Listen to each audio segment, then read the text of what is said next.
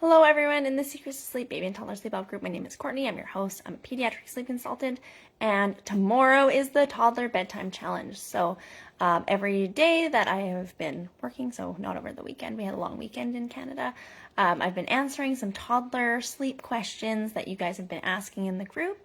And I am so excited for everyone. If you cannot show up to the Toddler Bedtime Challenge live, that's totally fine. As long as you register, I will be sending a replay of the 3-day event to anyone who is registered. Okay, so if you have not yet registered for that challenge, please post below and I will send you the registration, or I will send the registration link below, and then you can register and things will be sent to you in your email. Okay. All right, this is a question. Today's question is a little bit different than some of our other toddler sleep questions, but I think it's a good one to chat about. Okay. One person said, how can you explain to your partner who doesn't want your child to scream and cry, at bedtime, that you need help? It can't nor shouldn't be all upon you to get your child to sleep. This is a great question, just because it's a little bit of a dynamic question. It's not necessarily just cut and dry, like, how do I do this about toddler sleep? It's a little bit more like, what about my partner? What about my spouse? What about that dynamic there? And just that kind of acknowledgement of how challenging this is. And yeah, I think that there's just some real layers to this, and I really like it.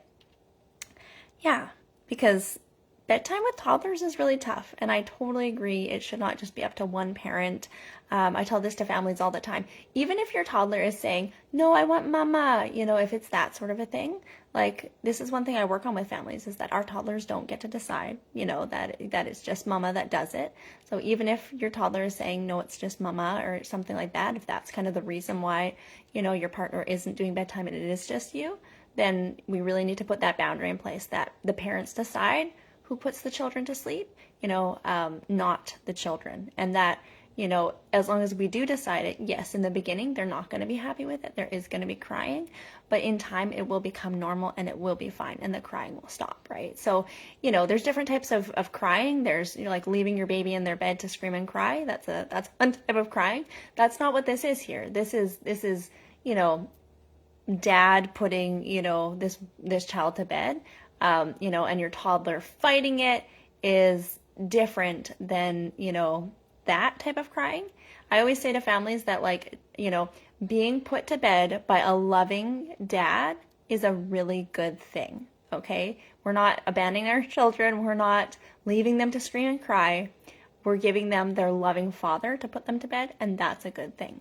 I don't know if that's at all like relevant to this case, because obviously this is, not a very specific question here about kind of basically like why the partner doesn't do it, or what it kind of looks like for them.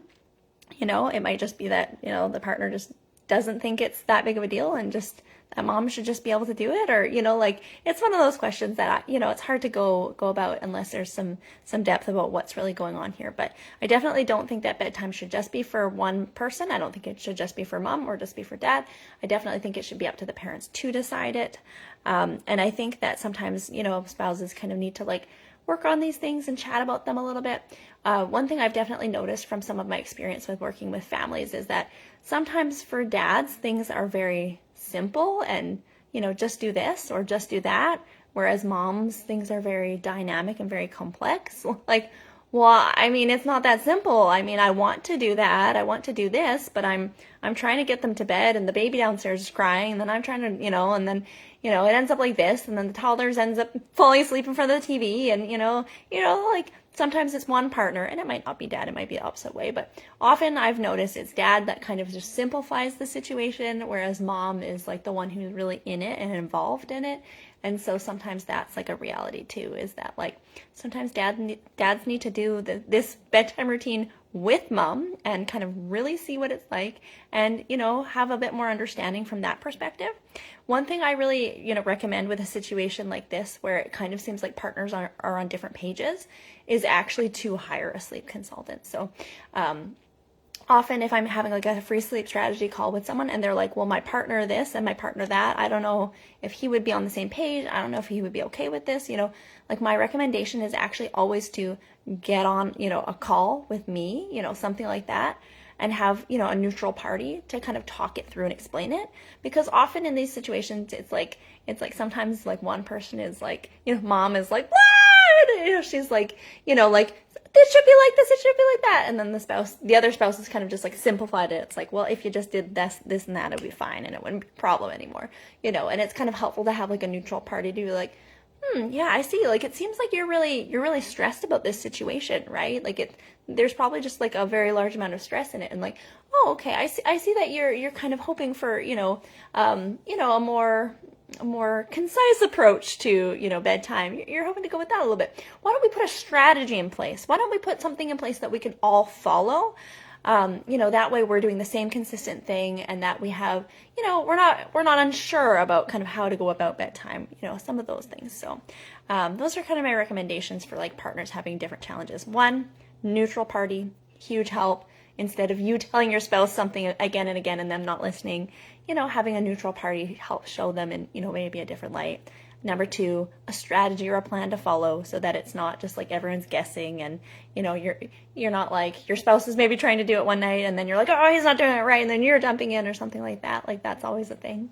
So plan in place, you know, and others just, you know, communication and talks and things, which, you know, I'm sure this person's like, oh, I'm trying that, you know, so something that I can't necessarily, you know, help with without kind of more detail and that sort of thing. But yeah, and that number 4, you know, it's not up to our toddlers to decide who puts them to bed, okay? Mom and dad decide, and loving parents put children to bed, and that is very good.